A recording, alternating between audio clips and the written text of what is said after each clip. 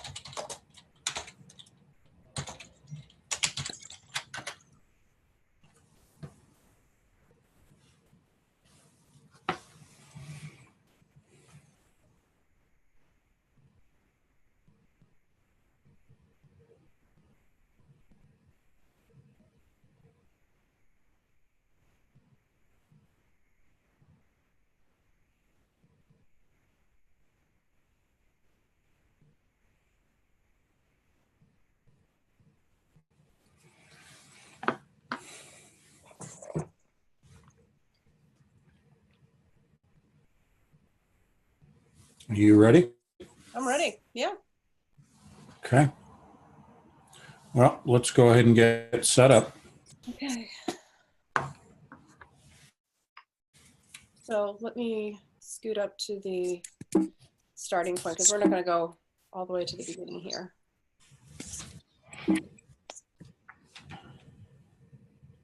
It's not letting me go back. Let's just start right here. Okay. Did you want to say anything? Do you want me to open or? Yeah, I'll just introduce us.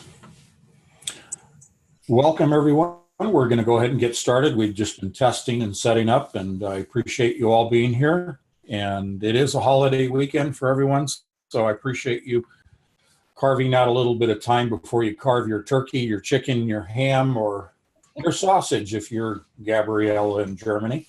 Welcome, everyone from around the world. And we are looking forward to Christmas here in the States as well.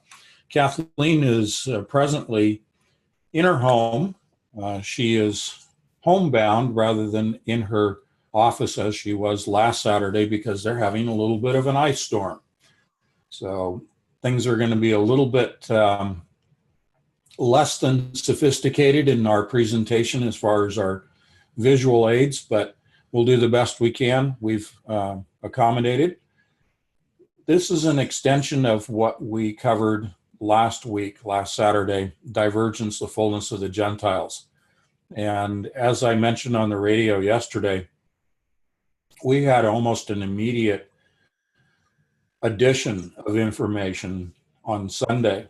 And this entire week, Kathleen especially has been doing quite a bit of consideration of what we presented. We have found some areas that we'd like to clarify, in addition to the new information that we have been guided to by the Holy Spirit. Again, I want to emphasize we are not claiming to be special or prophets or anything. We're just students of what the Lord wants to show us. This is all part of what we consider to be the fullness of the Gentiles. It is the time of the Gentiles. It is the state that we are moving into as the Gentiles. And Kathleen will define that a little bit further. But these are unique times, and lots of people talk about, oh, these are the end times and the last days, and I agree with that. But I think the way we want to frame this out is that this is really the time that God identified for us as his people to go through a transformation, to be given new information and new awareness, and specifically awareness and understanding as to what is going on in the spiritual world, because so much of our society tries to downplay, minimize, and even obfuscate what's going on in the spiritual world and how much it has a direct influence and impact upon our daily lives. And therefore, I think what Kathleen and I are privileged to share with you is the fact that we are being provided evidence of the evil that is afoot in the spiritual realm. And yet it isn't just evil that exists spiritually. As you know, this is God's realm. This is God's universe. This is God's creation and his plan within that creation. And so in the spiritual sense, there is also the good that is at war in the heavens, because we deal not with flesh and blood, but we deal with principalities. And that's the reality of what we're facing. So today we'd like to present our reality of this evidence of evil that exists in the evil aspect of the spiritual realm that we do have to combat. And we need to have the intelligence information, we need to have the full armor, and we need to have the strategy to apply to the identification of evil and identification of the enemy.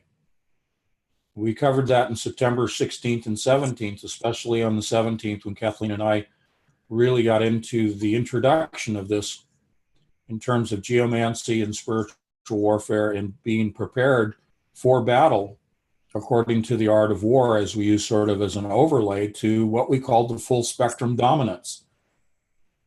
So if you'd like to review that, it's available at anthonypatch.com, as well as it is called Full Spectrum Dominance. And probably what is more specific in German to our today is the presentation Kathleen and I did on the 17th. So with that, I'm going to turn this over to Kathleen. She has updated information, as I said. Some of it will be a recap because we have new attendees, participants here today. So we'll do a very brief recap from last Saturday, and then we'll move right into the new material. We hope to keep this to a maximum of 2 hours today. So again, thank you for joining us. And Kathleen, it's all yours. Go ahead. Thank you. Thank you once again for coming and spending time with us. Just to recap real quickly, Divergence talks about a separation, dividing, forking, conflicts in opinion and interest, and also dissimilarity, variance, and disparity. So these are the things that the Christians are facing in the world today with respect to the pulling away from the thinking of this world, the way this world is operating, and we are going basically in a different direction. So then the way the world is headed, which is going to result in conflict and at varying degrees. Also, fullness, which I have been coming now into the understanding of this being, meaning completeness, thoroughness, all-inclusiveness, but it also is a state. It is not a number of people that are coming in. It is a state of understanding of where we're at, the times that we're in, the technology that's being used, and how it's being played out. That's the fullness that we are all coming into. And so it is, again, resonance, understanding, and coherence. So if we could just move ahead, the first screen, what I have on the screen here, again, the reason we're running through some of these slides is because we understand that last time it wasn't working and people could not see some of the slides. So I wanted you to have a better understanding as we flip through them. We're also going to have a little bit of fun here. The links weren't working last time, and I know that this tends to be a very heavy technical sort of thing, but the way God speaks and shares with me sometimes is it's images, it's things that I know, it's word pictures, it's visions, or it's a remembrance of something that really brings it into focus. And so when I was looking at this whole geomancy and divination and, you know, this perceived power that technology has today, God is always reminding me, Kathleen, it's art, it's skill, it's sleight of hand. So bear with me as I try and get this to work, and hopefully we will be able to do this. So if this works the way I hope it will, then you will be able to see what God has been showing me about this whole technology and what is actually behind it. Can you see it, hon? I do. It's clear. Go right ahead. Great and powerful Oz. I said come back tomorrow. If you are really great and powerful, you'll keep your promises. Do you presume to criticize the great Oz? You ungrateful creatures think yourselves lucky giving you audience tomorrow instead of 20 years from now. Oh, the great Oz has spoken. Oh, pay no attention to that man behind the curtain. The great Oz has spoken. Who are you? Well, I am the great and powerful Wizard of Oz. You? I'm going to stop it right there.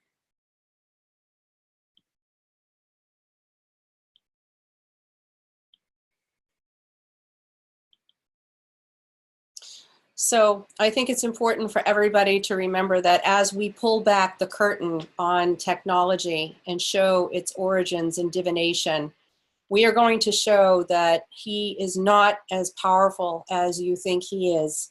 He has power to sort of mesmerize people, make him think that he's greater than he is. We use the term a lot, smoke and mirrors. We are going to talk and see how mirrors truly are involved in this technology. And we are going to show you that all of this talk about dimensions is a psyop. And I will go out on a limb and I will say that, and I will show you why. So let's go through to the next slide. These are just more images of what sets up to be the random process and recursion. And I don't know why it's not letting me go down. There we go. This right here speaks to the 16 geomantic figures. This figure right here is called Populus. This is called Via. These two were covered in Anthony's magazine when we were talking about the Full Spectrum Dominance Conference, where we went into more detail about it. Basically, these are put into houses. There are horoscope type signs that are put into these geomantic, I don't know, I always get confused on this because I don't practice it. So these like horoscopes and waning and waxing moons and all of that sort of thing. But go ahead. No, it's definitely the introduction to astrology is really what you're showing there. And so these are just charts. These are tablets that were created back in the ancient times and have carried forward into, you know, more modern aspects of astrology that is practiced today using charts and tables. And this is Dee and Kelly. This is Crowley. This is all the way up to the present time. So go ahead. Okay, and it's echoing here, so let me just turn this down. I just wanted to show the similarity and the carrying over of the geomantic process into these various cultural practices of divination, I Ching, and even Morse code, if you can believe it. Once you see it in everything. We then went and spoke about Daniel and his dream, and how Daniel was part of the king's court. He was grouped in with the magicians who were asked to interpret the king's dream, Nebuchadnezzar, and he was going to kill all of the prophets or all of the magicians if they could not tell him what his dream was. Daniel, being trained in those schools with the other magicians and in the knowledge of geomancy, was able to lay out the 4 figures that are needed. And from that, he received a dream from the Lord, which interpreted that. And you can see the levels, the 4 levels: Babylon, Medo-Persia, Greece, Rome. So, and then the different metals. So I also, just to kind of make people feel at ease, that this was something that was practiced during that time, and it wasn't seen at that point as being evil. In a sense, it depended what they were using it for. But the Levite priest would often carry within their vest a white and black stone, which they would use to access answers to questions. Even the apostles cast lots to replace Judas after his betrayal of Jesus. Now, the interesting thing about Daniel, and you've heard us say this before, is that God said to Daniel, seal up the book until the end of time. Well, not the end of time, but, Daniel, seal up the book.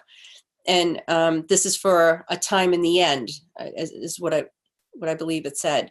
And so Daniel, when we did our research, the research showed that it really isn't a book per se, but it meant the sealing off of like a well, where the flow of information was to be cut off. Daniel was accessing information through a medium that was, it could be used for good and for evil. And most of the magicians back then were using it for evil purposes. And so God basically said to him, don't access this anymore. And now, the days that we are in, that fountain, if you will, is springing forth, and technology or knowledge is increasing. But the thing that we need to understand is that it is not only increasing on the nefarious side, on the side of evil, the side of technology, and I know technology can be used for good or for evil, but what we need to understand is that in God's people, the power that God placed within our brains to be able to compute and to process information is also increasing. So people need to be prepared, because that augmentation is taking place right now. They are taking this now to a quantum level, but our brains have always operated at the quantum level. And I think what's happening is that as technology is ramping up in the quantum world and accessing information that was cut off but now is flowing, it's flowing to them, but it's also flowing to us. And I think the more they try with 5G and all of these other things, is that it's actually affecting God's people in a positive way. For those who are truly found in Christ, that even though technology and is being used almost as a weapon to dumb down people, to try and manipulate their brain the way that they think, for those who are found in the Lord, it's actually working to the positive, and it's doing the opposite of what they really want, and it's only making us more powerful. To be quite honest with you, is what's happening. So,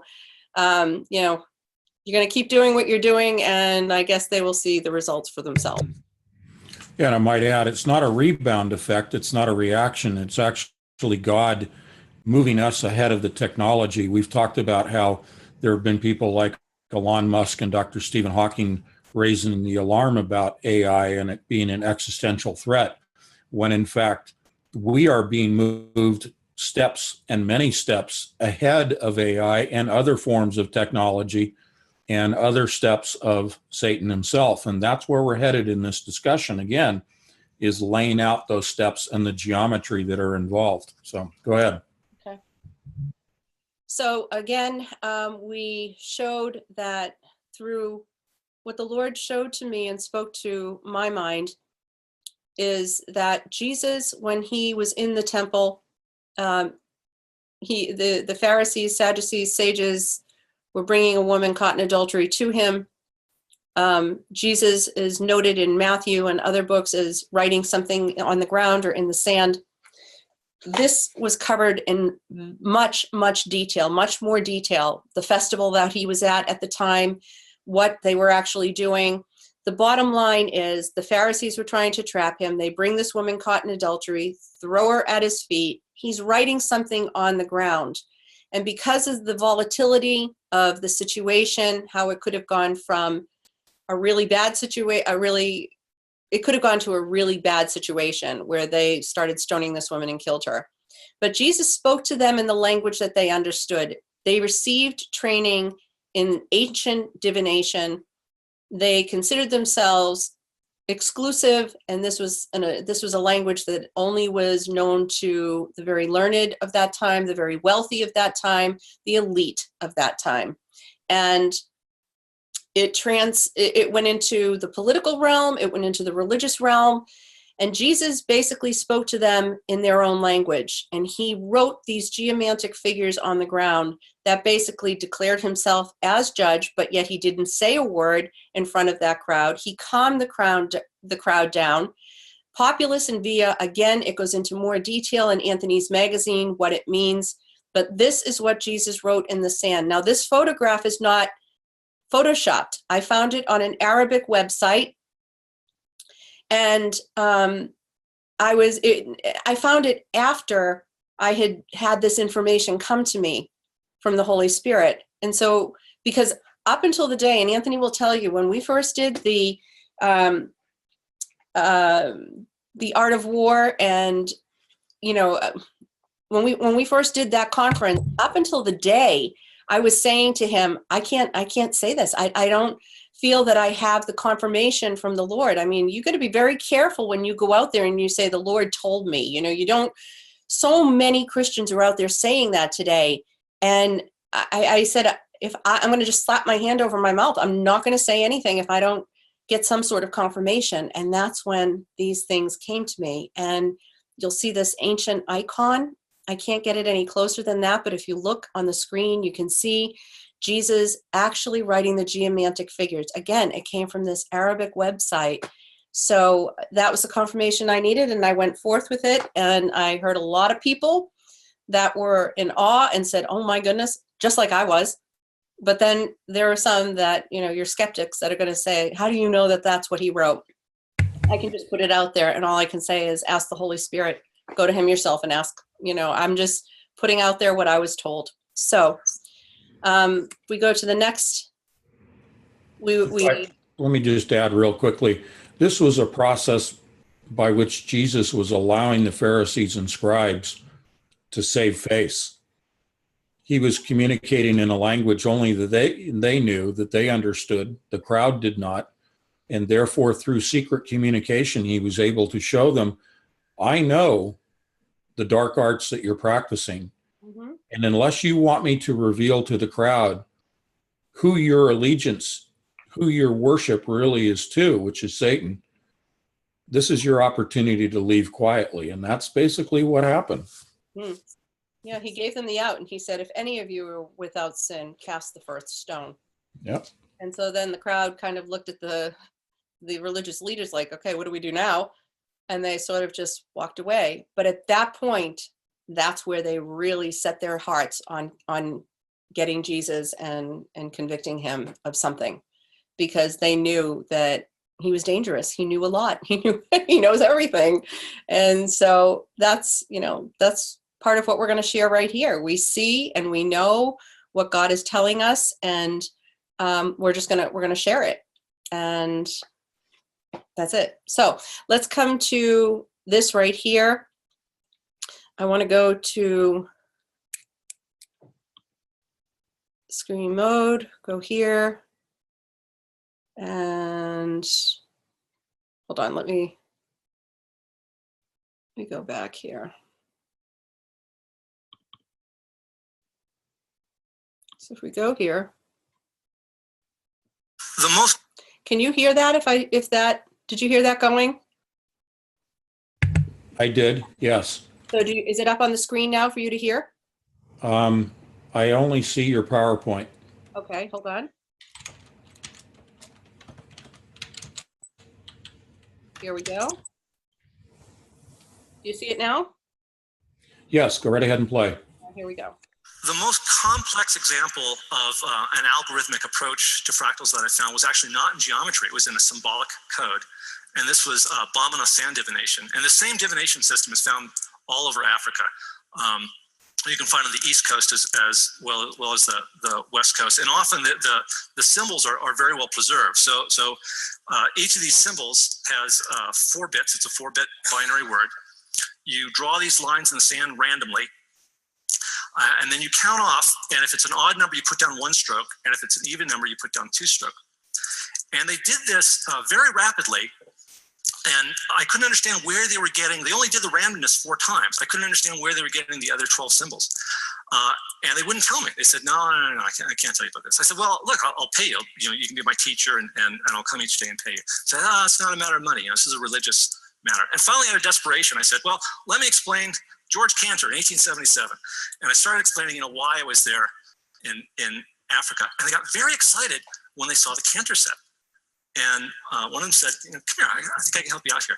And so he took me through the initiation ritual for a Bomana priest. And of course, I was only interested in the math. So the whole time he kept shaking his head going, I didn't learn it this way. But I had to sleep with a cola nut next to my bed, buried in sand, and give 7 coins to 7 lepers, and so on. And finally, he revealed the truth of the matter. And it turns out it's a pseudo-random number generator. They're using deterministic chaos. When you have a 4-bit symbol, you then put it together with another one sideways. So even plus odd gives you odd. Odd plus even gives you odd. Even plus even gives you even. Odd plus odd gives you even. It's addition modulo 2, just like in the parity bit check on your computer.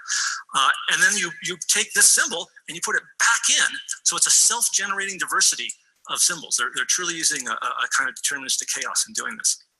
Now, because it's a binary code, you can actually implement this in hardware. What a fantastic teaching tool that should be in African engineering schools. And the most interesting thing I found out about it was historical. In the 12th century, Hugo of Santillana brought it from Islamic mystics into Spain. And there it entered into the alchemy community as geomancy, the divination through the earth. This is a geomantic chart drawn by for King Richard II in 1390. Leibniz, the German mathematician, talked about geomancy in his dissertation called De Combinatoria. And he said, well, instead of using 1 stroke and 2 strokes, let's use a 1 and a 0. And we can count by powers of 2, right? 1s and 0s, the binary code. George Boole took Leibniz's binary code and created Boolean algebra, and John von Neumann took Boolean algebra and created the digital computer. So all these little PDAs and laptops, every digital circuit in the world started in Africa. And I know Brian Eno says there's not enough African in computers, but I don't think there's enough African history in Brian Eno. All right, so I'm going to stop that there. Go back to the presentation. And for those of you who might be interested, I purchased this book. Can you hear me okay? Yes, you're good. Okay. I purchased this book. It's Ron Eglish's book right here. I don't know if you can see. The title of it is African Fractals, Modern Computing and Indigenous Design. And an excellent, excellent book. I am going through it slowly and asking Anthony lots of questions as I go along. And I think that it's going to be a real eye-opener for those of you who are involved in, in computing and technology. I suggest that you get this book. It's excellent. Okay, so let's go on. These are just a few pages from the book because I wasn't sure if we were going to be able to get the video working, but you can see it's, these over here on the left-hand page are, I think they're seeds or something like that if they land face up or down, and that's how they make determination. Yep, they are seeds. Yeah. So let me come down.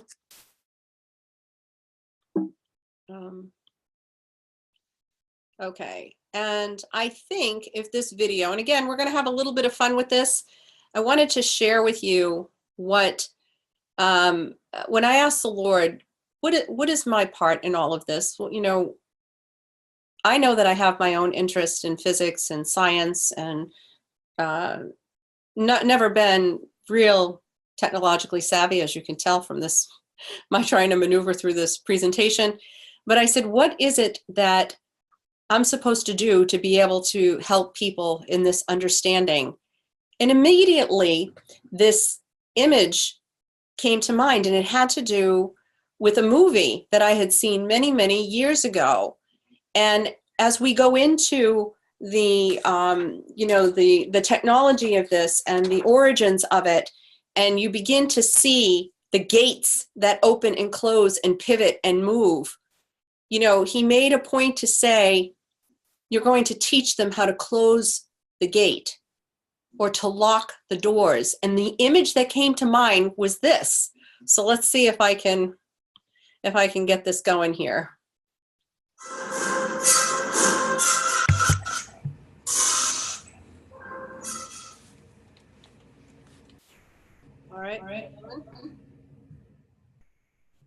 All right. You see? Good. All right.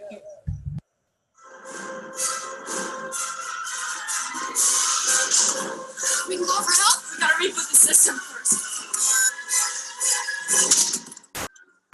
The door locks. Ellie, boot up the door locks.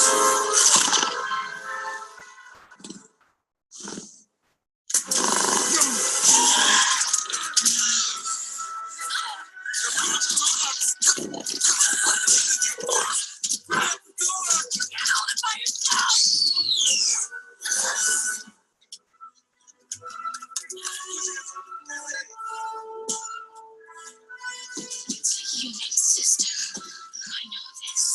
I don't know you. It's all the files of the whole park. It tells you everything.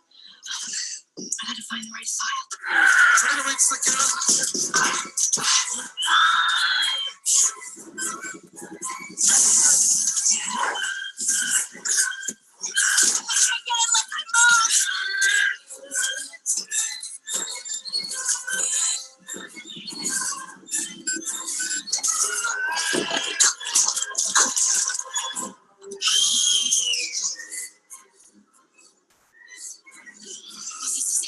This might be the right file.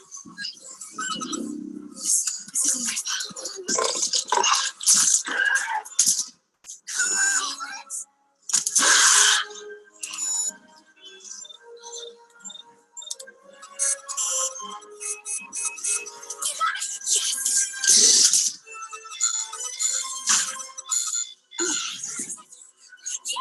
Yes! This is it.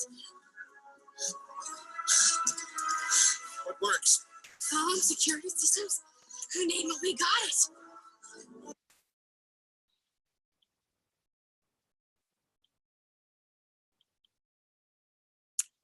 So that was the image of what he gave me.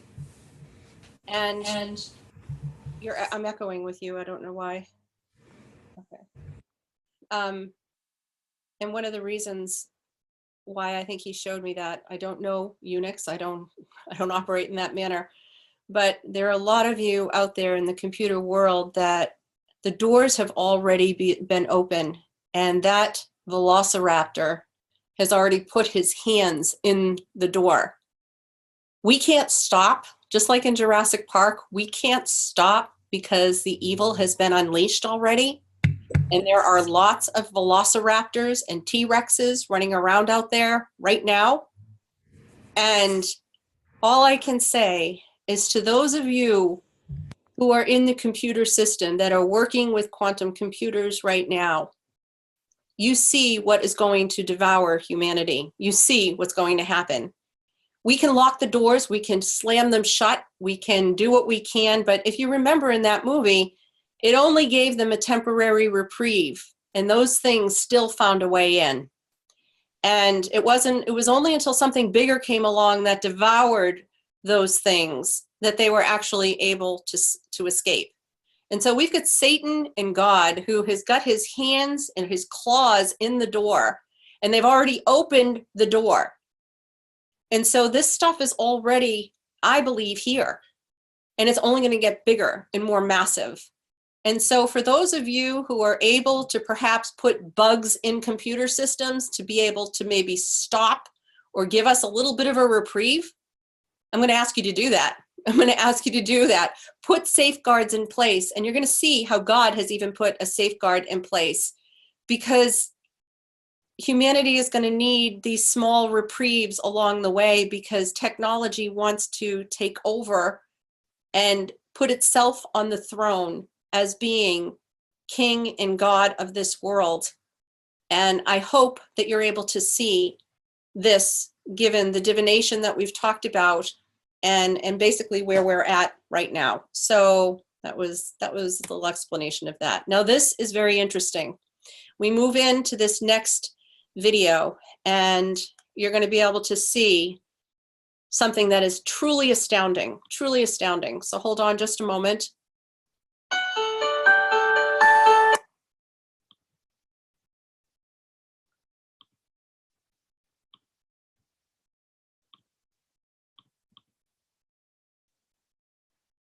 Anthony, can you see the screen? Good. Okay, I'm just going to check with you every time I do this so I know. Yep. All right, here we go. Okay, can you mute it? Here we go.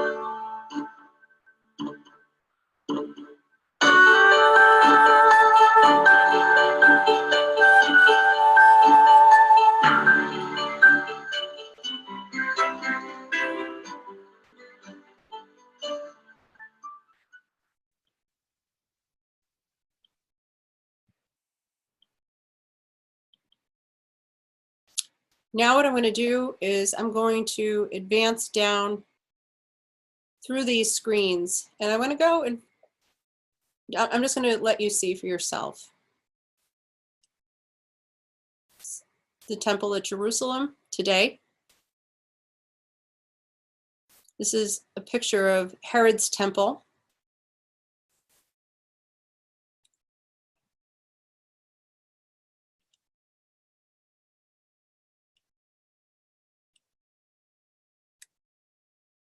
This is a sort of like almost like an architectural draft of Solomon's temple, with the outer court here of the Gentiles, and then the inner court being the court of the Israelites.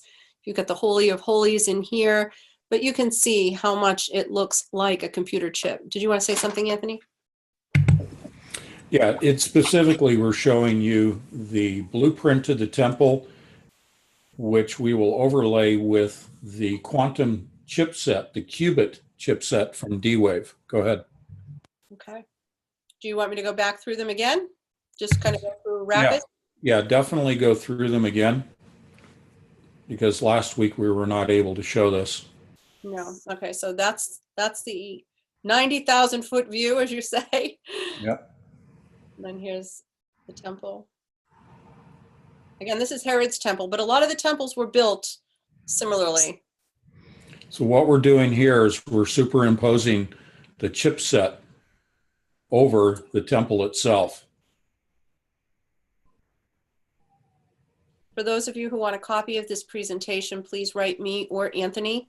You can find my contact form at kurquhart.com. That's KURQUHART.com, and I can get this to you, or Anthony can get it to you. I think it's important, and please share it with people. So this is the armature that holds the chipset. Mm-hmm. You can scroll through fairly quickly. Yeah, that's an interesting one. And so this right here, I said D-wave, the throne from which Satan's unholy spirit reigns. Anthony, do you want to just make a comment on that? Yeah, because the actual qubits themselves are very small. They comprise a very small specific area within the chipset. Most of the chipset are the wires that extend out from the qubits themselves, from what they call the Josephson junctions, which are superconducting connectors. So what they have done is place the qubits themselves within this chipset in exactly the same location as the Holy of Holies within the temple. And that's by design, because by Gordy Rose's own statements in which they're communicating with, we're going to redefine this, but communicating with parallel dimensions. He's saying the same thing as occurred when the priests would enter the Holy of Holies to commune with God. This is all a counterfeit of God's architecture. Everything in technology, everything that Satan does is a counterfeit, including the geometry we're going to show you, is a counterfeit of the existing geometry that God first created. Again, because Satan cannot create anything. And if anyone thinks that we're venturing into the area of sacred geometry, quite the opposite. What has happened is Satan has counterfeited what truly is sacred geometry from God's perspective, because God created it first. And then Satan twists it around to his own purposes, to his own applications. But it is still God's geometry. We're going to show you the origins of that geometry and how it progresses. Okay. Yeah, and I just also wanted to make known that when you look at this and you see all of the wires going into the center there, the temple was the main part of life back then. People flocked to it. Business was conducted there. A lot of things were done at the walls of the gate, you know, at the walls and the gates leading into it. And it was their way of transmitting information back then. The priests would go into the Holy of Holies once a year, or however many times a year they would do that. They would receive blessings from the Lord. They would receive information from the Lord. They would bring it out to the people. The people would bring it back to their homes, back to their towns, back to their cities, villages, whatever. And so that's how information was disseminated back then. And so this just takes it to a whole new level. So we're going to go out into God's construct right now. And before I show you, well, I'm trying to think, should I show you this video first? No, I think you should lay the foundation visually, and then we'll encapsulate it with the video. Okay. Last week, I showed you, I got up to the board, or I had these boards, and on it, and again, because I'm home here and I'm not able to get up and show you these things, hopefully this will be a little bit better. We talked about what was the tiniest, what happened in the beginning. And we talked about in the beginning was the Word, and the Word was God, and the Word was with God, and the Word was God. He spoke into, into space, into interstellar space, where it was very, very cold. His breath, obviously, being warm, containing moisture, he spoke the Word into outer darkness. And I shared that when I was on the NASA website, they had said that when water is put into the atmosphere in space, you would think that it would freeze instantaneously. But because of pressure in space, it actually boils first, creating more condensation. And then it freezes.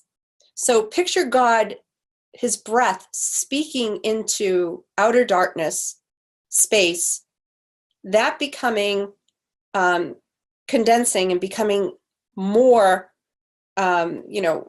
dispersing it in a wider array, and then it beginning to freeze in these very, very tiny crystals. And imagine, if you will, frost forming on a windowsill, or snowflakes, and how they begin to branch out, if you will. But the tiniest part of that, the beginning of that, looks like this. That's like the very first one. Picture it being like this. And it's four sides, and it's got the points, right here, here, here. And in his description to me about how Satan moves through God's construct, picture, if you will, this is the beginning. This was God's word spoken, the very first particulate. And Satan comes upon God's construct. And he decides that he's not going to get, I'm not going to let him have all of this to himself. And so he decides at this point, literally at the point, when I talk about points, you're going to see them. This is what I'm talking about. So he enters in, and what he's going to do is he's going to make himself known and lay down across God's construct. Anthony's going to show you that God built in safeguards. It was always his intention for it to be the tetrahedron. And Anthony is going to show you how God built in a safeguard, how he moves in fours. He moves in fours. Satan is bound from the time that he entered into God's construct. He divided, he laid down sin in the lives of humanity and the world, and it divided men from God. Sin separates us from God, but God had a plan. He always has a plan. And so the rules then became, Satan is in a recursive pattern. He is in a balanced ternary mode, whereas God is ternary, but is, in a sense, because of what Satan has done, is operating in a quaternary system. But it was always his intent for it to be ternary, and it works out that way in the end. So what ends up happening, and I'm going to do it with I want you to take a look at this. Keep this very simple vector in mind. If you can see that, we've got -1, 0, 1. And I'm going to just use, hopefully, my fingers here, as you can see, and we're going to make it real easy for you. You're going to see superposition. You're going to see everything as it's meant to be. So Satan enters in. Keep this right here. He's going to enter in right here at the very first point. At every point, he has to become vertical. It's almost as if God says, you are to stop at every point, and I will make a move at that time. So he literally has to stop. And in order to claim a line, he has to be in a recursive process. And when he goes back for the third time, he's able to claim that line. Now, this is all happening and replicating so incredibly fast, but this is the very beginning, and this is what we want to show you. So here is Satan entering in. He's at -1. He lays down, and that's 0. At this point right here, he starts here, lays down, and at this point right here, he has to become vertical. So -1 to 0, which becomes +1 at this point, right here at this point. Now, where I went wrong last time, and it took me 3 hours to figure this out. I said, Lord, something's not right. Your next thing is thinking that it's going to lay down to 0, but no, that's not it. It's recursive, so it goes back to -1. So it's -1, 0, +1, and at that point, it goes back to -1. Now you're saying to me, Kathleen, well, that's 0 in between there, because it sort of cancels it out. And I'm going to show you this written out in a minute. So +1 does not go back. It goes to -1, which becomes 0 at this point. And it's completed the recursive process.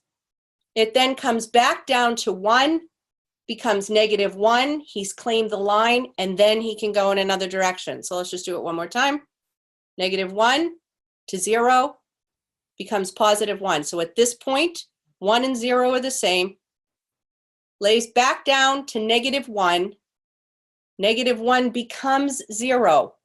So at this point, it's -1 and 0. Lays back down to 1, -1, and then go. And you can see that in this process right here. -1 lays across to 0, becomes vertical at 1, lays back down to -1, becomes 0, lays back down to 1, -1, and then he can go. And he's technically claimed that line at that point. Now let me show it to you like this. Now, I'm really sorry, this is real elementary. You can see this. Okay, take just a moment. Yeah. Okay. I'm asking the folks in chat right now. Ricardo said that he can't see the diagrams. All he's seen is the PowerPoint. So perhaps you need to go to full screen for your images so that people can see your diagrams. Well, the thing is, they're seeing my diagrams on the screen. Can they see me in the video? I mean, or is it just a small box? Are you guys seeing just a small box of Kathleen, or is her image full screen? Yeah, just maximize the box and that'll make it bigger. They're only seeing you as a small box. Just the PowerPoint is full screen. So if I go here, there we go. Can they see me now? Is that large enough of an image, folks, for you to see her handheld props? Can you? Yeah, everything looks good now. All right. So if you will, just step back. Okay. Okay? Yeah. So the images. Here we go. This was Thank you, everyone. Thank you for letting me know. This was God's original construct. You can see the very, very, very, very first particulate. Satan comes in and enters in here. And he's going to enter in at this point. He's going to enter into God's construct and divide it, separating man from God. At that point, God sets down the rules of engagement. And he said, I understand. And God sets safeguards in place that Anthony's going to go over. God always meant and does work in a ternary system. He's pushed into quaternary because of what Satan has done, but it's also working to his advantage because he has planned and knew that this was going to happen. And so he put safeguards in place. So the rules of engagement were that Satan is bound to a balanced ternary mode. He is allowed basically 6 moves to every 4 of the lords. And I will show you that in a moment. So how he moves within the construct is he comes here and he has to stop at every point. And we're looking at these points right here. Whenever he moves, he has to stop at the point and he has to become vertical. And then horizontal, and then vertical, and then horizontal and vertical. And he has to complete the recursive process, and to claim a line, he has to go back again, and then he can go off in another direction. So that being the case, I've said it's easy to look at this vector right here, and to see, if you can, -1, 0, and 1, which is balanced ternary. God operates in 0, 1, 2. But Satan is bound to this. So that being the case, I took my fingers like this because it's very simple, very beautiful, very easy, and this is how it works. He enters in here at -1. He lays down to 0. Then 0 becomes -1 at this point. So at this point, if he enters in here and he lays down, actually, let me get a darker pen. He lays down here, this point becomes 0 and 1 at the same time. So again, -1, 0, 1. So both are 0 and -1 at this point. He's in a recursive process. So you think, okay, it's going to go back to 0, but this is not really considered 0. It has to loop around because it's recursive. So he goes from 1 to -1, which becomes 0. Back down to 1, -1, and then go. So at each point, you see the 0 and 1, you see the -1 and 0, you see the 1 and -1. But again, it has to be that recursive process. So it's -1, 0, 1, back to -1, up to 0, back down to 1, -1, and then he can go. So when you line all of those moves up, wait till you see how amazingly it's everything's right there. When you look at this, you see -1, 0, 1. That's that first move, like that. Then you see +1, go back in the loop to -1, and -1 becomes 0 at that point. And then 0, he claims the line from 0 over to +1, which becomes -1. But look at the pattern. -1, 0, 1. +1, -1, 0. And it goes across, and it also comes down. And you see 1 in each of these columns. Can you see that? You've got a positive, a negative, and 0. 0, a positive, a negative. So you can see how it all works beautifully. Well, I don't want to say beautifully for Satan, but God's plan is beautiful. And this is astounding. Do you see it, Anthony? Yeah, I have my mic unmuted Okay. and unmuted, so you have to give me a moment. But yes, it's very clear. Everybody can see it. Yep. I've been reinforcing your points in the chat room. So the next thing I want to hold up to you and to summarize is this. This is God's original construct right here. Yeah, I tried to darken those lines. Every time Satan goes from here, God has the original 4 walls, and I'm going to refer to them now as walls, because you're going to see in a minute how this basically is the construct, if you would, of a man's life. And I'll explain. But right here, he has to go here to here to here to here to here to here to here, and then go. But in that time that he is working on claiming 1 line, God moves 4 times for a total of 28 lines. And this is, I said 24 the last time, so I really wanted to get my numbers right, because he already had the original 4 walls in place when Satan laid down and made his move into his construct. So at every point where he has to become vertical, 4 lines were already drawn here. When he lays down, God did 4 more. And then he became vertical, and God did 4 more. And then he laid back down, and God did 4 more. And then he became vertical again, and God, and so on and so on. So 28 lines, and this is just going in one direction. God can go in whatever direction he wants.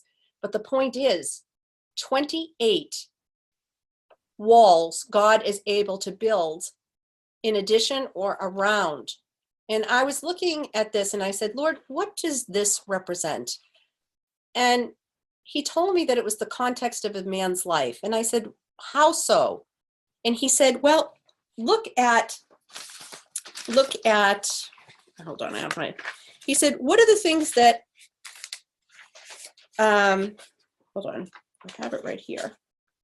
What are the things, okay, where did my notes go?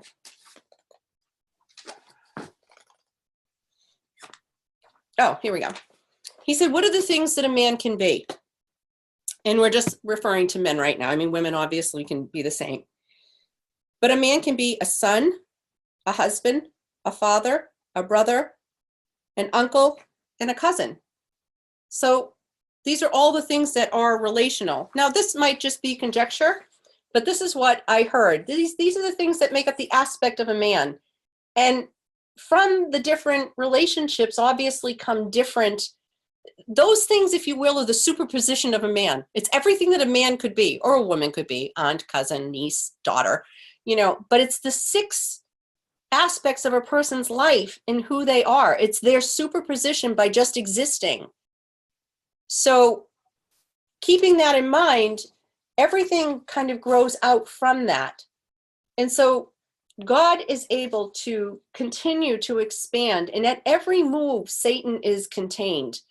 But then the landscape can change. And in that, Satan comes up with a plan to either try and consume an entire man's life or an entire generation. by focusing and concentrating in certain areas with certain people, or he may just come across someone's life, through different things. And we could get real philosophical about it, but we don't have the time to do that right now. Maybe that'll be for another time. But this is how you can see the advancement of sin through the life of an individual or through a generation. So your number of moves, how many moves does Satan have to the 28 of God? 6. 6 to 28. 6 to claim, because the original 4 walls were already here when he laid down. Exactly. And then God adds 24 more to that in the process of him before he can move off in a new direction. So at that point, now I want to show you something, because this expansion, if you will, I want you to see what it looks like in crystallized form. Because when I was talking earlier, well, actually, let me just show the video first, and then we can expound on that. So let me get back here. I'm going to click on that. Stop here. Now, this is about 4 minutes long, and I want you to, everybody in the chat room, just be still for a while and watch this quietly, and you're going to see what I'm talking about. God moves when he is working through his construct and building outward. Satan is also trying to replicate at that time in the manner that he is allowed to, given the rules. God operates in pastel. Satan tends to operate in the more darker colors. I used to refer to them as like the primary colors, the deep red, dark blue, just dark colors, because there's an absence of light within him. And whatever else he gets, it's just a reflection of what God has already put out there. So God operates in tremendous light. And so his color span tends to be pastel. And so I came across this amazing video. And again, I have to believe that God just led me to it. And this says a great deal in how God even stops him at certain points. But this will give you an idea, taking it from the particulate level, to see exactly how it works. So let me get right here. And here we go. Can you see it okay? Okay, go right ahead. Here we go. This is astounding.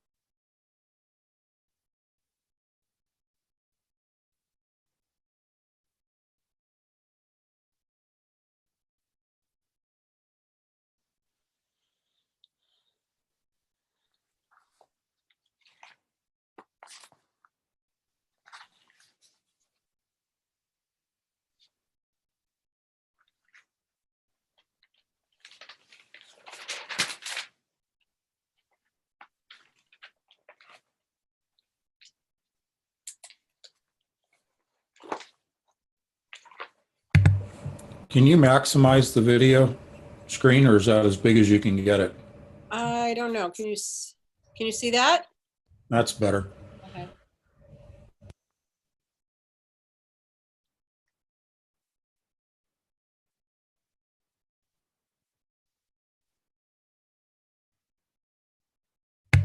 Once you complete the video, stop it and back it up just a little ways, maybe a third of the way back, and show it again in full screen. Okay. I think seeing the walls, can you hear me? Yeah. Seeing the walls built in that square was Yep. astounding. So let me just do that if I can right now. Hold on. Yep. I want people to see the building of the walls. And then we won't let it go through the whole thing again, but we'll just Right.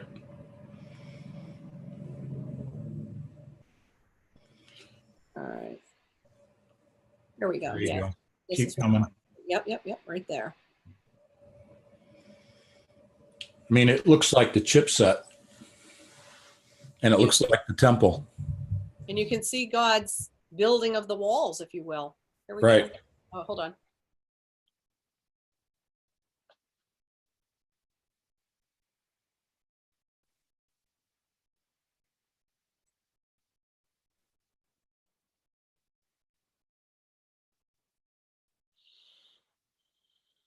And that outward expansion.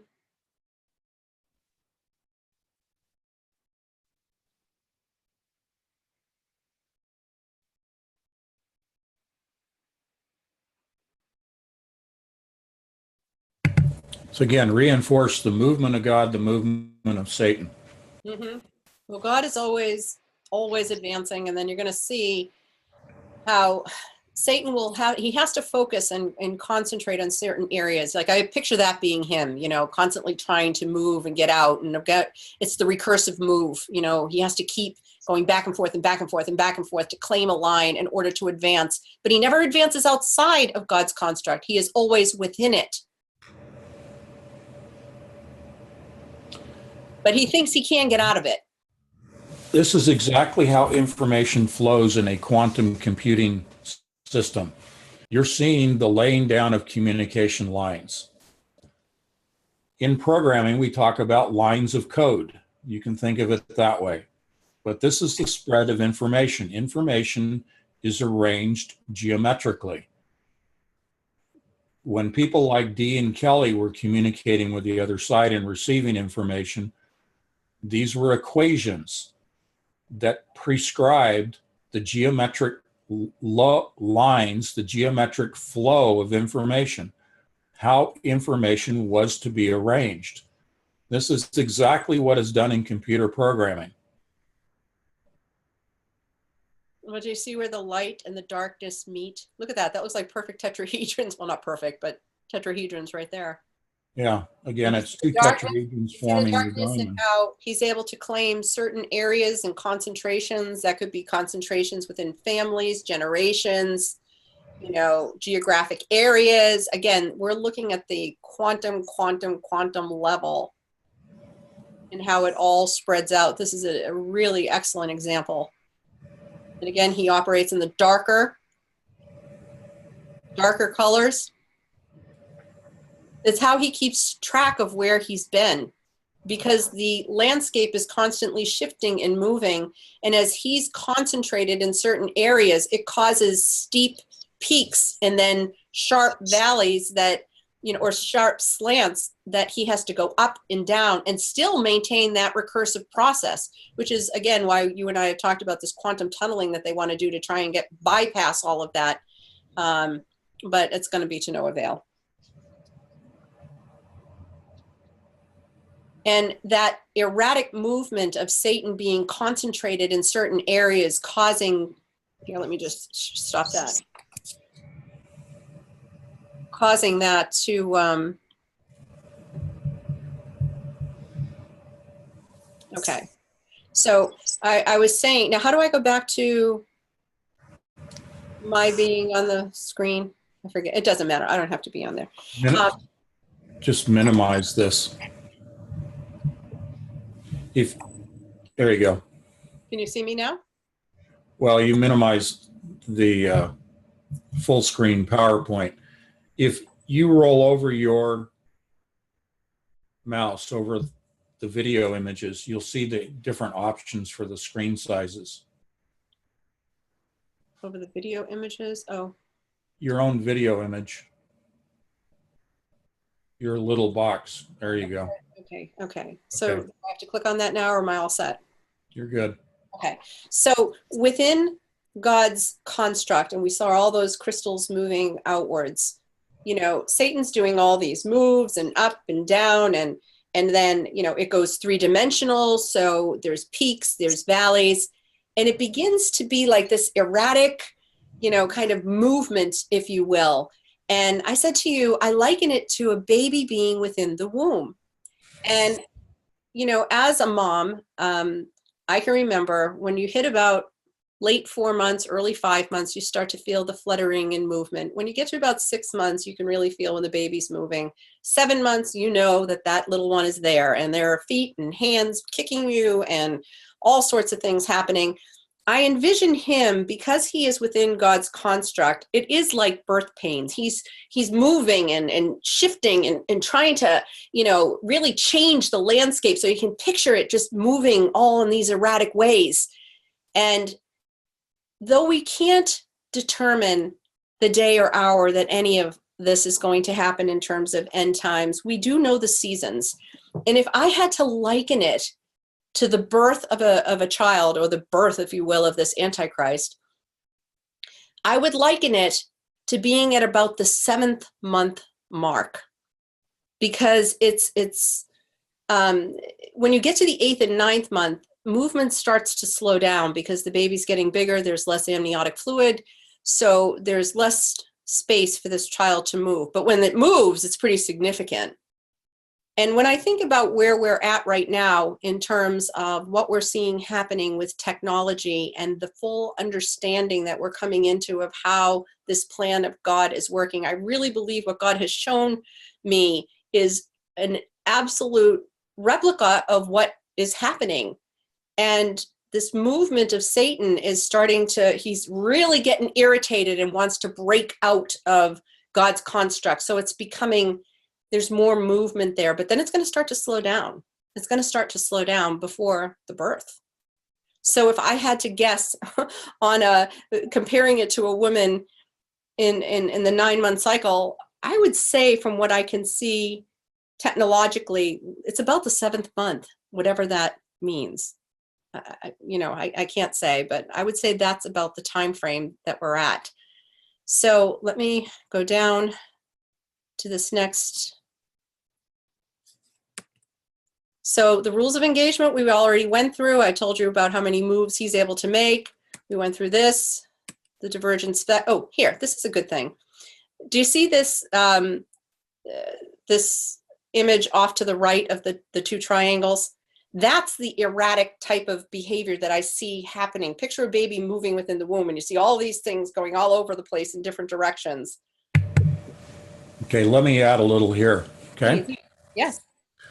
So that diagram on the right is an example. It's not one. There are many iterations of this, but it is one example of the Boltzmann machine, which is a recursive process of random number generation. You'll often hear descriptions by the people at D-Wave of the traveling salesman problem, in which a salesman who's walking door to door wants to determine the most efficient route by which he can travel through a given town or village. These black lines are that route. So this was the basis for determining whether or not they had achieved quantum computing status at D-Wave, was what was the most optimal route for the traveling salesman. What it means in information flow in computer programming is taking all probable solutions and considering them simultaneously and coming up with a discrete, optimized solution. In the case of the traveling salesman, the optimal route, the most efficient.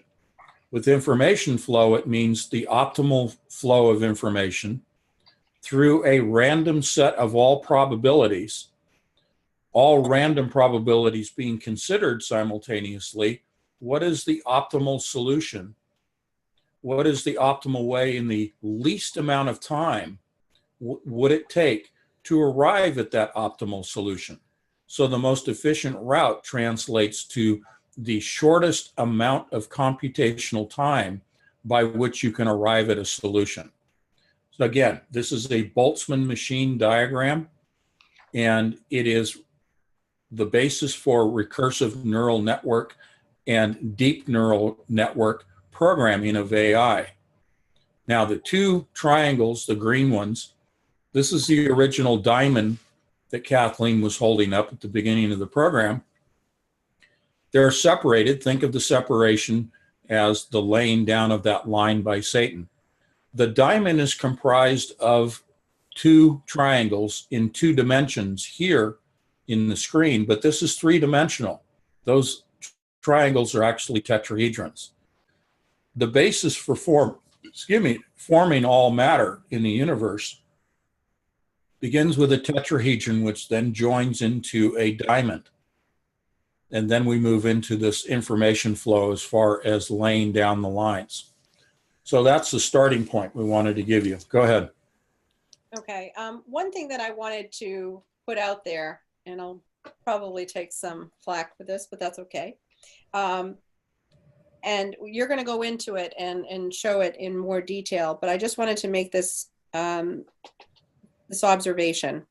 When I know that recently, was it NASA that came out and made a statement about spying or seeing another universe like our own? Was it? Say that again. I'm reading in the chat room. Sorry. Was it recently, the other day, this week, sometime this week, that NASA or someone from NASA came out and said that they have spotted another dimension just like our own? Well, another solar system very much like our own. Yeah. You and I had a conversation about this, and I said to you that I do not believe that that is what they saw. Within the construct, let me get here so you can kind of see. Okay, can you see me now? Yeah, I see you. Okay. Within God's construct of things always moving, and you're going to get into the tetrahedrons and the triangles and how the faces of them.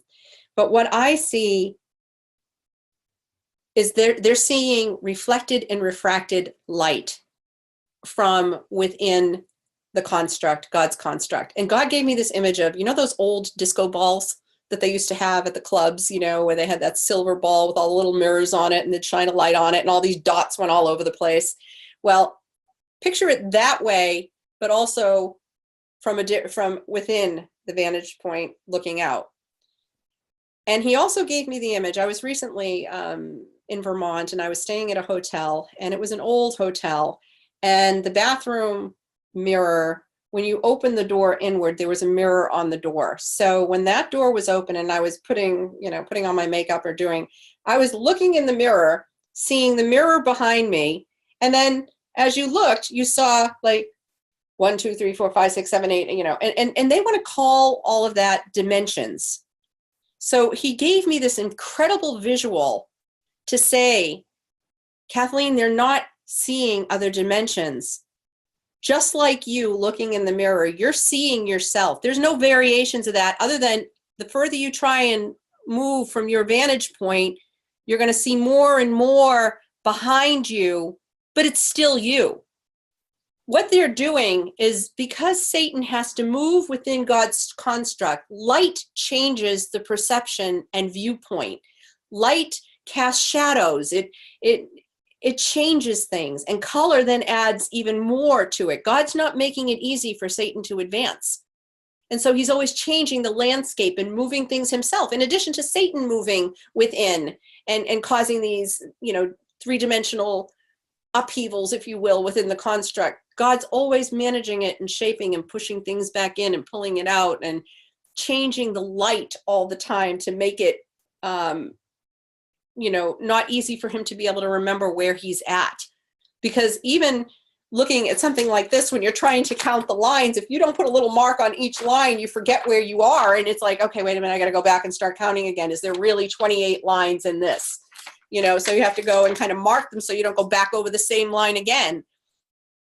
So, so he was showing me how light changes things, but that, I don't want to lose that thought.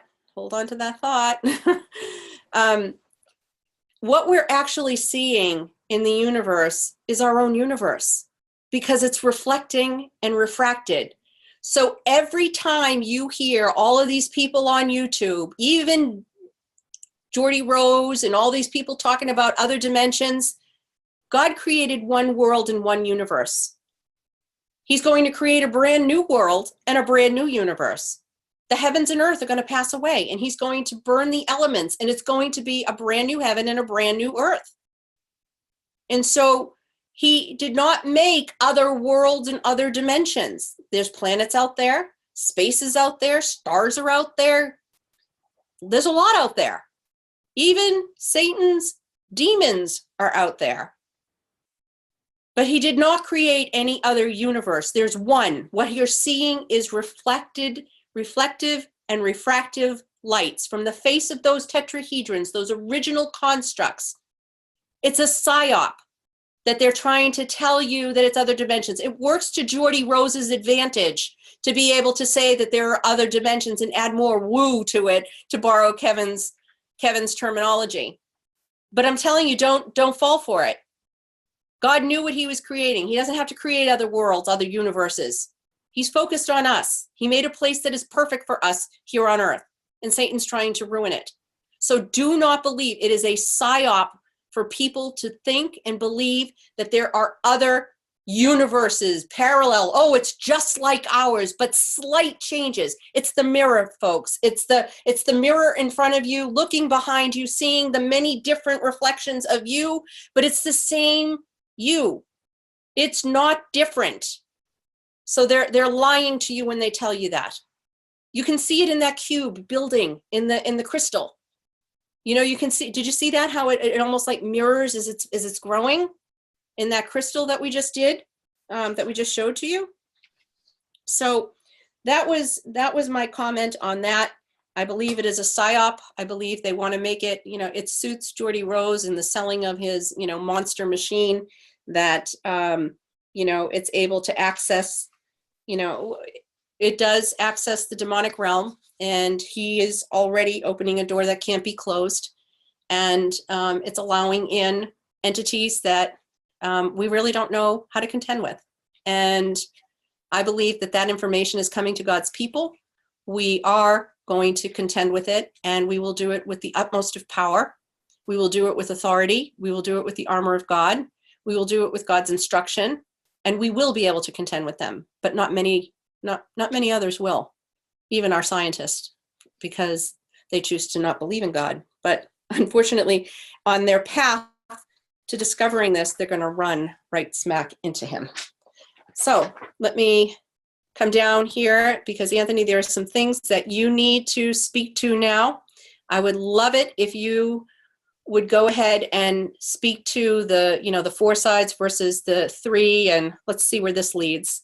Oh, this again, if you write me, I will send you this presentation. This kind of tells you the vertical, horizontal, recursive, and let's see. And then there's this, what do we call that? Universal theory. I can't hear you. I can't hear you. Give me just a moment to click the microphone on. Sorry. The grand unified theory. Could be, maybe. We'll see. And I love that phrase by Albert Einstein, that God does not play dice with the universe. Okay, so let's see now if I can click on this for you, and you can take it from here. So let me see if I can do this. Hold on. To switch to. All right. Are you ready? Yeah, go ahead and play the video. Okay. And tell me when to stop, because there's no end on this, remember? Yeah, let me just set this up. What we're going to show you in SketchUp here is a very simple explanation as to what I believe is the reason that the pyramids in Egypt and other pyramids in other cultures around the world were based on a square base. If you picture just the base, the horizontal platform of the pyramid, that is a square base. And I'm going to refer to base quite a bit as we explain this. If you look at the triangle, which is actually a tetrahedron, the tetrahedron has as its base a triangle. We're going to show you how these are formed. We're going to show you how a cube is formed out of tetrahedrons. Now, it sounds counterintuitive. How can you take something that is formed of triangles, which is a tetrahedron composed of 4 triangles, how can you take triangles and form them into a cube? And why are we showing you this? We're showing you the counterfeiting of God's original design. I have said many times on the air and written articles that indicate that Satan hates God's creation. He wants to kill man and wants to destroy the earth. God's creation of the earth, God's creation of man. He wants to terraform the earth. He wants to reconstruct it into his design. Again, we gave you how Satan tries to create his own design by laying down lines. But he is already many steps behind God's construct of laying down lines, a 6-to-28 relationship. The reason the pyramids were built with a square base is to that direction of terraforming the planet into a newly designed planet of Satan's design. But we're going to show you how God has always been ahead of Satan, even in his use of the pyramid as a model for which he wants to then replicate pyramids into forming the new geometry of not only his new earth, but of his new universe. This is the hubris. This is the self-deception of Satan, that he thinks he can equal and surpass God himself. Now, that's something for us as humans that we find intuitively very difficult to even conceive, that Satan or anyone else or any other entity could equal or exceed God himself. But this is the extent of the self-deception that Satan operates in. So I have said that the universe is a sphere comprised of tetrahedrons. Satan wants to create his own version of the universe using pyramids. So we're going to progress now with that understanding and show you towards the end of this video how you can create the black cube, D-Wave's black cube computers, the black cube of Mecca, why the worship and the use of the black cube in the occult, in the mystical black arts, is because it represents Satan's design for the universe. We're going to show you how God uses his original design, the simplest polytope, which is a tetrahedron, the simplest form that can enclose a volume, how it constructs not only the cube, but moving out from the cube, it forms a sphere, because the 5 Platonic solids are all contained within a sphere. One of the 5 happens to be the sphere. But a cube is a subset that is contained within the sphere of the universe. The cube does not result in something larger than the universe. It is contained within it. Again, formed of tetrahedrons. So go ahead and roll the video. Okay, and you're going to have to tell me where you want me to stop so I can go Right. back. Okay, here we go. Or 10. What that means is I want the slides to be 10 inch by 10 inch. Perfect. And then I'm going to switch to the push-pull tool. And I'm going to click on my square. And I'm going to start dragging up. And as you can see in the bottom corner again, it's changing dimensions, meaning I can start typing. I'm going to type in 10. And there's my perfect cube. I'm going to click on here. And you can see that this is my perfect cube. And I'm going to grab the line tool, which is this little pencil right here. Or if you just use your keyboard, you can just hit the letter L. Start on any of the corners. It doesn't really matter. Click, and then click on one corner, drag it to the opposite corner. Using that same first corner, drag it to the opposite corner down here. Click it to this corner. Then you're going to want to rotate the object, rotate the view using the center mouse button, the rotate scroll button on your mouse. You can just kind of pan like that, orbit around the object. Then you want to click the center point, there, there, and then you're going to want to rotate this one more time, like that. So just to make this easier to understand, what I basically did was I took this square, I started at any random corner, and I clicked, and I basically took each of these corners and I split the face in half, starting from this corner, then these three corners, and these three corners. What you don't want to see is any lines that are doing this, where it's split in this angle. You don't want that at all, because then it won't turn out right. There you go. And there is your perfect tetrahedron inside of your cube. So to find it, you have to hit E, which is this eraser right here, and start erasing these corners. 1, 2, 3, and then flip it around, and 4. There's your 4 corners. And as you can see, there's already a perfect tetrahedron right there. What you want to do next is you are going to want to rotate. So I'm going to grab this rotate tool. Well, first you want to select the object. Triple click on the object, or just select it like that. Highlight and pull it down, select it. Then click rotate. Start on one of these corners right here, and you want this thing to be blue, which means it's horizontal or it's parallel with the blue axis. Then you click, so if you click on one of these walls, it turns black. You don't want that. You want it to be blue. Click, and then click on the opposite corner, also on the bottom, and click. And then you're going to rotate until, as you can see, the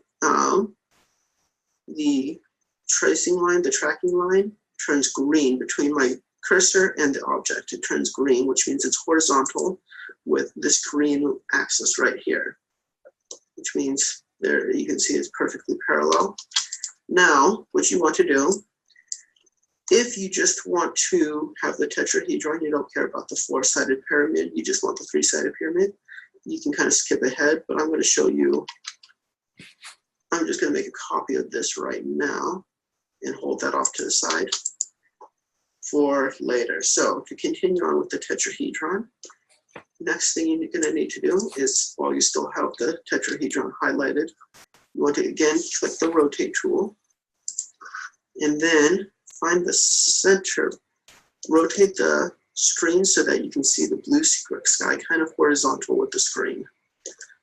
The reason you want that is because, as you can see, the rotating tool, it's blue, turns black if you touch the object, but then as you hold it off to the sky, it turns green. So holding it off while it's green, you want to click the shift key, and all that does is it locks the rotating tool into the horizontal, into the green position. And that way it will hold it in place, and you can come here and click on this middle point. So if you zoom in, you can see that the bottom wedge right here in the middle point, it turns this little, you see the little blue circle in the middle. You want to click on that.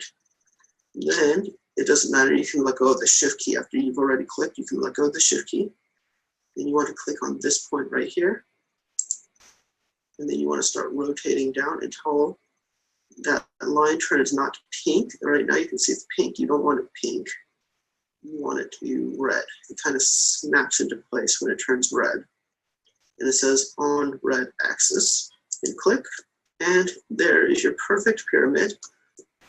It's a little wanted, so I'm going to show you how to make it back to the size you want. Originally, you take the line tool again, you take it over to where you see this green line, doesn't matter either one of these.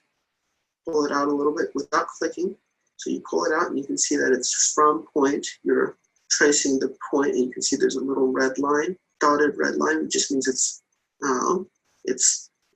connected to that point. Go ahead and pause the video and then see if you can roll the mouse along the bottom and find our next pickup point. See our next image. I want to get to the cube. Yep. Yep. Oh, I did. Somehow I've got the. Am I still on? Yeah. Why don't you go ahead and go back to the video and click on the pyramid, which will start the video for the pyramid. Okay, yeah, hold on one second. I'm not on share screen. All right, let me go back down here. Go over here. Bring that up. Go up here. I can come over here. Yep. Got that one. This. All right, now hold on one sec. So now this is the pyramid. Can you see it? No. Okay, that's okay. Hold on.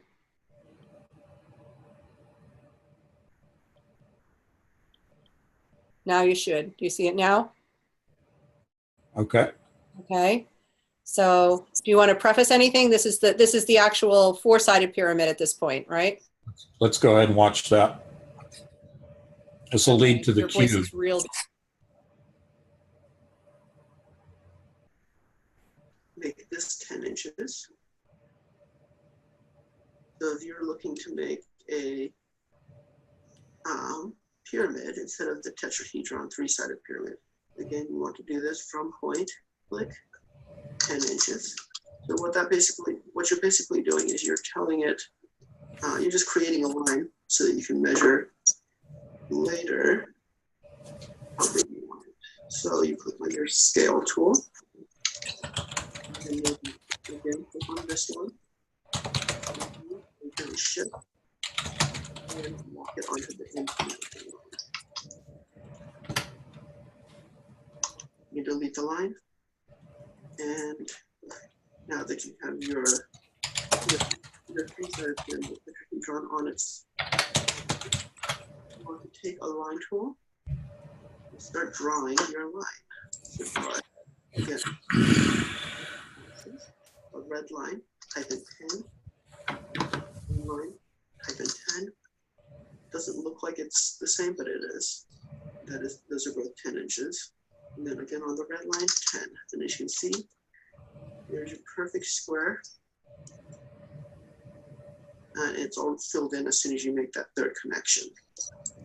And then you want to take the line tool, move it up to this corner, take another line tool, move it up to this corner, and take your eraser tool, get rid of these lines, and there is your perfect pyramid.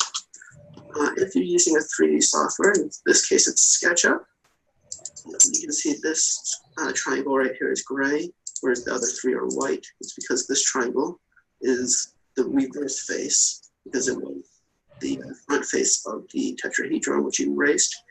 And you right click and get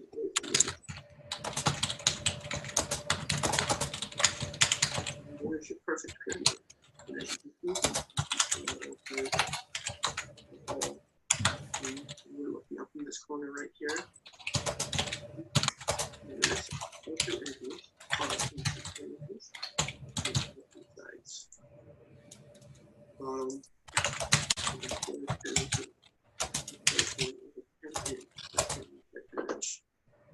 Perfect pyramid. And from here you can rotate and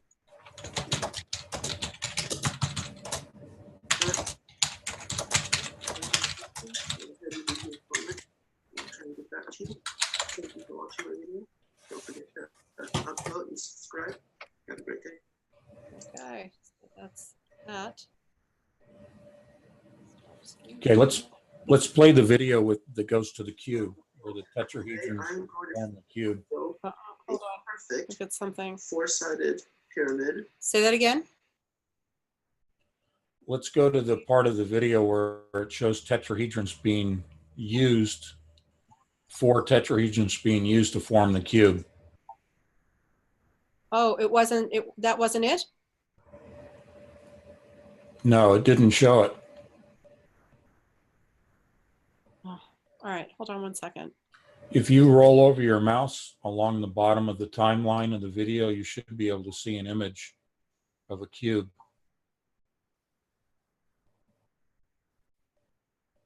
This right here. Back it up a little bit. Is it this one? Yeah. But they saw that already. This is the 3. This is your tetrahedron right here. I thought I clicked on the second one that brought us to the 4-sided pyramid. That's okay. So I was a little out of sequence. Let's hold it right here. Folks, what you're seeing are the 4 tetrahedrons being combined to form a cube. And again, it seems counterintuitive. You would think you would use square-based pyramids to create a cube. But in fact, they're tetrahedrons. So we're just reinforcing that point that the original construct was a tetrahedron, and it begs the question, if that is the case, if, as R. Buckminster Fuller said in his research, that has been proven many times, including mathematicians at CERN who've published papers that confirm the tetrahedron as the original polytope, why then did the Egyptians and other cultures not use the tetrahedron? Why would they not use the original construct of the universe if they're trying to communicate with other beings, if they're trying to beam energy around Egypt or around the world, or all the other stories surrounding pyramids? The answer, as I see it, is because the Egyptians and other cultures were not worshiping God. They were worshiping their pagan gods. They were worshiping Lucifer and his deities. And again, the pyramid reflects that worship of other than God. It is the counterfeiting of God's construct. It is the attempt to separate man from God. So I think I've made my point. Is there something else I need to elaborate there that I'm missing? I don't think so. Let me go up here. Back down to here, go back to this. So if we go down, this is a picture of the an artist's rendition of the New Jerusalem coming down out of heaven. And it is in the shape of a cube. And you had to go over it with me a couple times. But when I finally got it, I envisioned, again, one of those visions. And again, it comes from The Wizard of Oz. The scene where the house falls on the Wicked Witch and kills her.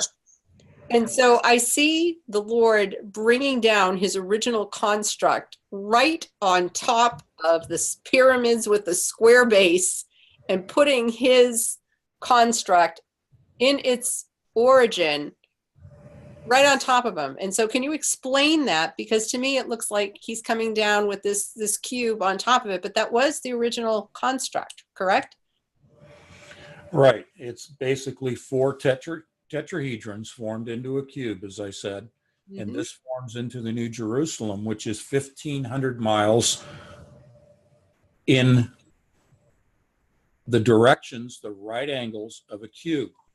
Now, some people have tried to say to me that the New Jerusalem will be a single tetrahedron, and that's not scriptural. Scriptural indicates that it's 1,500 by 1,500 by 1,500 squared. Square is right out of Scripture. It says it's square. Square angles, 1,500 miles in each direction of our Euclidean system of X, Y, and Z axes. That forms a cube. It's very clear cut. Well, Revelation 21:2 says that right here. It will be in the shape of a cube coming out of heaven. Yeah. So if we were to go back to the pyramids using the square base, someone might say, oh, well, the pyramids represent the construct of the cube because the pyramid has a square base like a cube. No, we just demonstrated to you. You take 4 tetrahedrons and they form a cube. Thus, that qualifies as the cube for the New Jerusalem. And therefore, in the timeline, the scenario of the book of Revelation, we have the 1,000-year millennial reign. And towards the end of that millennial reign of Jesus Christ as king, evil, Satan, is given one last opportunity to exercise itself, if you will. But the final blow to evil, to Satan, is he is cast into the lake of fire. And at that point, the New Jerusalem is presented, because in the lake of fire scenario, we also have God talking about, in relation to the earth, the burning of the elements, the changing of the elements. For God will not judge with water this time, as in the days of Noah, but with fire. And that is represented as the burning of the elements. That means that the reconstruction, the revising of our reality at a quantum scale will take place in terms of burning the elements. He's actually disassembling molecules and atoms, which means you are left with quantum particles, subatomic, and they are rearranged geometrically. Just as I have said about Dee and Kelly and Crowley, and mathematicians that receive, like John Nash, receive from the spiritual world equations and geometric shapes, especially in the case of John Nash. They were being given geometry to change our reality, to, at the quantum scale, rearrange things like our DNA, which they're doing. Rearrange quantum particles, such as is happening with particle colliders, such as at CERN. This has all been an attempt at the quantum scale to do what God will do in the end in the burning of the elements, the rearranging of quantum particles in a new geometric shape. So what God is doing is he is building from the quantum level the New Jerusalem back into his original construct of tetrahedrons forming the cube. And within the cube are our mansions that he has prepared for us. And if you've ever read up on New Jerusalem and the volume that's involved here, 1,500 by 1,500 by 1,500 miles, there's millions of square miles within that. So there's quite a bit of room for our mansions. So go ahead if you wanted to ask something or put something in there. No, I just, I'm looking at it and I'm thinking of blockchain and, how it's sort of a play on that too. And I didn't know if there was something that you wanted to bring up about that. If it relates in any way, no. Sorry, I'm trying to pay attention to what's going on in the chat room at the same time here. We're definitely going to open it up for questions because we've got the time to do that. Do you want me to go to the next slide, or did you want to mention anything else about this? Well, in terms of the safeguard, I think that what I want to emphasize is that because God is always ahead of Satan's moves, the geometry will never be changed. He can try to counterfeit it, but it's within the limited structure of the earth, of the universe. Again, what we have is, I want people to walk away with a picture of Satan and his minions, even though there are thousands, perhaps billions of fallen angels representing the third of the angels that were fallen angels, leaving another 2/3 for God. Walk away with the picture that Satan and his minions are so insignificant in scope, scale, and power in comparison to God and his construct and his angels that he has as his army. Satan has made a big deal in media about all the wonders, the signs and wonders of artificial intelligence and mapping the human genome to cure diseases and deformities. There's been an awful lot said about technology and science and physics in particular, as if this is the new priesthood, this is the new religion for the world, that all problems can be resolved through science and technology. Well, what that does for the average person is build up Satan and his minions up into this all-powerful image. Even if they're not thinking in terms of Satan and his minions, they're thinking about the product of Satan, which is technology. And they're beginning to think that technology will solve all of the world's problems, and that somehow it is supernatural in its abilities. In terms of AI specifically, they keep talking about having greater computational capabilities than the human brain, that it will do things, in Gordy Rose's own statements, that it will far surpass the capabilities of the human, both physically and mentally, that it will be able to do, in his words, everything that a human can do, it can do better. He said everything. Arrogant. Okay? This paints a picture that somehow this is greater than man, greater than God's creation. And I would like you to walk away with the picture that Satan is small and insignificant in comparison to God. What he's doing through AI is trying to be omniscient and omnipresent. He's trying to present himself as knowing everything, being everywhere at once in our reality. And as Gordy, who I believe is a follower of Satan, by his own words, he shows that he's a follower of Satan. Gordy Rose is painting a picture that AI will be able to, and his kindred robots that are AI equipped, will be able to do everything. He used the word everything, better than humans. The sheer arrogance in the face of God is staggering. But understand that we have shown you that every 6 moves by Satan, God is already three-dimensionally 28 steps ahead of him. That renders Satan to the point of being insignificant. We have heard Elon Musk say that the danger of AI in exceeding the capabilities of humans could render humans to the level of a house pet.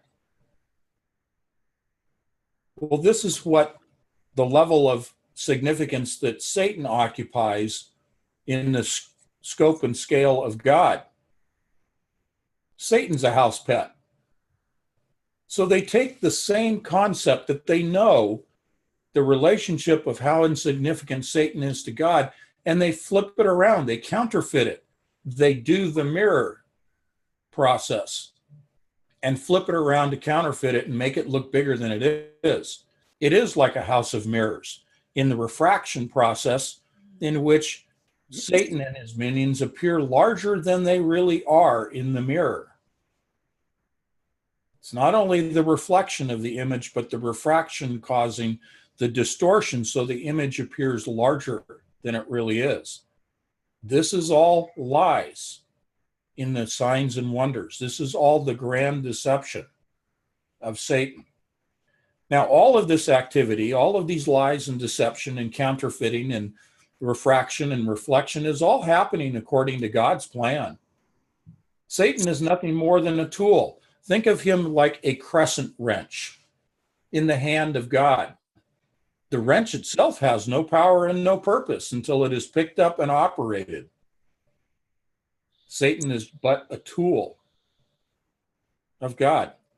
Therefore, I'd like you to walk away with the understanding that he truly is, in God's plan and in God's structure, insignificant. Now, Gordy Rose even made a comment to Tech Vancouver, the audience, that the H.P. Lovecraft described characters of the old ones, the great old ones, returning to the earth, and that he's telling scientists and programmers that we need to build AI to prepare for their return. Now, if that isn't speaking in mystical and spiritual terms, I don't know what is. It has no relevance to technology when you're trying to recruit scientists and programmers to work in your AI environment, to start talking about things like the old ones returning. If I said something like that, I would be branded as a conspiracy theorist and a wacko. But this is Gordy Rose, co-founder of D-Wave, making these statements, and I'm simply reporting them. So in that discussion, in that presentation about the old ones returning, he said, the old ones view us as we view ants. Ants being somehow insignificant, according to Gordy Rose.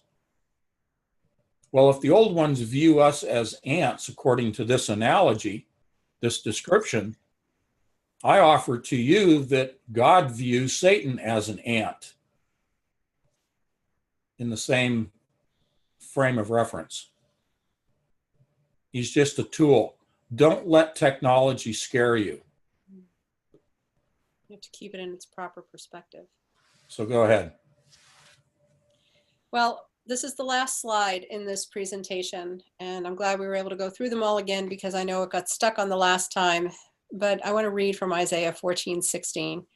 They that see thee shall narrowly look upon thee and consider thee, saying, is this the man that made the earth to tremble, that did shake kingdoms, that made the world as a wilderness and destroyed the cities thereof, that opened not the house of his prisoners? He himself is in a prison, but he refuses to see himself in that manner because in his hubris, he can't imagine himself being there, but that is exactly where he is, and that's where he will stay. So I am going to play something here for you that will help you keep him in perspective, because when all of this is said and done, we are going to look upon him and say, is that the one that caused this?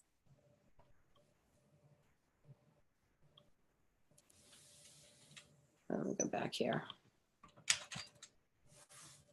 And then I think what we'll do is we will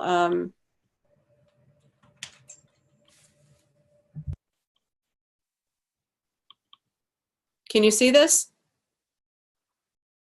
Yes? Okay.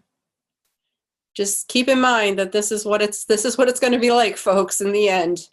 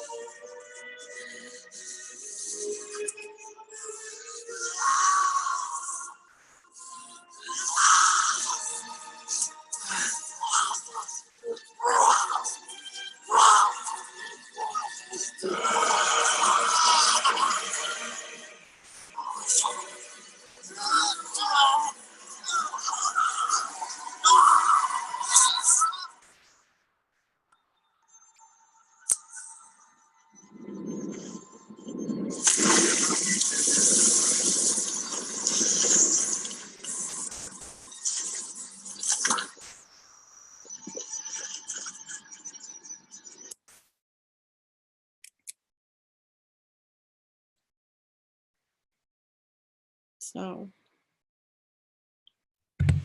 Yep, you that go. was Satan. there you go. That's what it's going to be in the end. And we need to keep it all in perspective. Gordy Rose, I think, should stop being D-Wave's spokesperson because he's not doing them any favors. But it's showing us what we need to see, and so long as God allows us, we will continue to share with you what he shows us in the format that he shows it to us. It may be little clips, we can use. We know that Satan uses Hollywood to play out his fantasies, so we can sometimes have little things come to mind that really paint an accurate picture. And on that, do you want to open up the chat room and see if anybody has any questions? I do. We have some great supportive people in the chat room right now. I've been paying attention to what's going on, and I appreciate the positive comments that people are making and observations and the encouragement. We thank you. This is new to us. I mean, we just came across this through the Holy Spirit very recently. So it's not fully formed. It's not fully developed. We didn't even know we were going to present any webinars on this. We did the full spectrum dominance webinar with the Art of War by Sun Tzu. We had some good friends that came in on the 16th of September. Sydney Burns and Clyde Lewis and Alana Freeland and Dane Wigginton shared their time and their research and their wisdom. And we kind of thought that's what we would be doing. But then the Lord impressed upon us to do some more personal webinars like we're doing today. If it's the Lord's plan, Lord's willing, we'll continue to do this. I do know that he's leading me to present probably 1 hour webinars on an almost daily basis, beginning sometime in January. And I'll have more information for that later, but we do plan to do more webinars together, Kathleen and myself. So let's do this. First of all, I want to apologize that there seem to be a couple of naysayers in chat. And I would just say, folks, just ignore them. Don't give them a platform. Go ahead and we'll try to keep up with your questions, but go ahead and post your questions in the chat room. I know that people like Tina have been putting their hand up. Go ahead and type them in so that everyone can see the question in the chat room, if you would, please. And we'll do the best we can to try to answer them. Understand that we're just on the journey too. We're researching and we're trying to find answers that we can pass on to you. So I'd like to say to some of the people in the chat room, it's okay that these people, let's kind of look at it the way God would. God uses Satan's moves for his own advantage. Let's just, for those folks that are in the chat room that are causing trouble or speaking negatively, it's expected. It's expected, and it just means that we are right over the target and we are hitting on some very sensitive areas. Satan never wants us to portray him as being less than what he thinks he is. So those people that are doing these sort of things, you know whom they serve. So it just serves to our purpose that Satan has to draw near to God's people to find out what's going on, because he doesn't know it all. And he'll never have that cohesive unit working in perfection like God will with his people. And he will use relatively few to be able to do it. But Satan, with a huge amount of humanity to help him, can never really rely on humanity, because at any point we can change and turn to God. And like the thief on the cross, he will come to us at that very moment. And, you know, we just need to understand also within God's construct, I forgot to say that in addition to Satan advancing as he can through the 6-move process to God's 28, we need to bring into the equation that God sent Jesus, who comes in and at any point can take back the lines that Satan has claimed as his own. So remember that that's also working to lessen his power. So it's just these people, you can just disregard them. Just know that Satan is near. He's listening because he doesn't like what we're saying. So that's okay. Any questions there?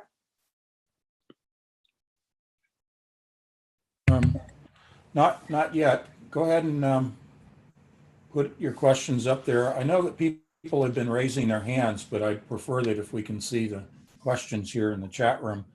I don't know how to moderate the chat. I can probably find out through Zoom, our service provider, how that's done, but I don't have anything in a drop-down menu or anything that shows me. But we're gonna kind of wrap this up if there aren't any questions. I don't want to really waste anybody's time, and it looks like, you know, these folks are trying to dominate in chat that are so negative, and I'm sorry that that's happened. But as Kathleen said, this is to be expected. This happens all the time. By the way, I turned off comments on my YouTube channel just for this reason, and that is not to give a platform to people who are naysayers, because overall, the comments that I've received on my videos, 99% are all positive and encouraging. Mm. And I just hate to see people making comments that are distracting and degrading to those that are making positive comments. I have a thick skin. I don't care about what anybody says about me. It's not my issue. I answer to God. I answer to God alone. Yeah, I answer to Kathleen too, but we won't say anything about that. No, you don't. But, you know, it's giving a platform that these people did not build. They're not constructing. They're not spending the time doing research and putting the videos up. So I took away their platform. It's okay. Michael, I appreciate that. It doesn't get us down. I just feel bad for the people in chat that are being confronted with this. That's okay. They can write us and any questions that they have. If I can't answer them, I'll forward them on to Anthony, and he can. He's really good with the scientific. Maybe I can, you know, and spiritual, but you know, if you have any questions, please feel free to write him at Anthony Patch. Go out to his website, anthonypatch.com. If you want a greater understanding of the whole process of geomancy, it really is fascinating when you get to look at what Populus, within those 16 geomantic figures, what Populus and Via represented. You can see how God laid this out perfectly so that it's not just speculation on my part. And I would really encourage you to go to his magazine and you can read it from there. And also, if you would like to get in touch with me, it's kurquhart.com. And I have a contact form there and I can get back to you. A couple of you have written me. I have not had the chance. I will be able to get back to you, hopefully, if not today, probably after Christmas, because it's just a busy time. But I'd like to pray right now for all of you. Father, I thank you. I thank you that you have allowed us to use this technology to be able to bring information to your people. I thank you, Lord Jesus, that you are moving in such a powerful way and that it has never stopped. I thank you for the wisdom that you're bringing. I thank you that that fountain of knowledge is springing forth and that you are educating your children, Lord, in the way that they are going to approach these times that we're in. I thank you that you're going to get through to the hearts and minds of those who work in technology, Lord, every programmer, every system architect, every person that is operating in the scientific realm right now, Lord, even those who may be working for places like CERN or D-Wave. Father, I pray that you break through to their hearts, that spin, that quantum spin, Lord, that you can turn that and turn their hearts back to you so that they serve you. I ask for you to bless each and every person present, both now and who will listen to this in the future. I pray that they have a wonderful holiday season, Lord, enjoying time with family, friends, or maybe even just time alone, seeking you. I pray for you to give them peace and comfort. I pray that you will remove from our midst those, Lord God, who are not of you, but serve Satan. And I pray that even them, Lord, that you will open up their eyes so that they will see you in all of their research, in everything that they come across, Lord, because there's no avoiding you. And I thank you and I praise you. And I just I'm in awe of you. Amen.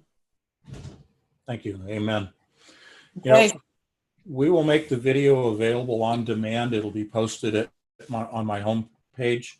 We're not going to do any editing. So if you pass along the link or refer people to watch this video, have them fast forward to the video. It takes so long to render the video if we edit it.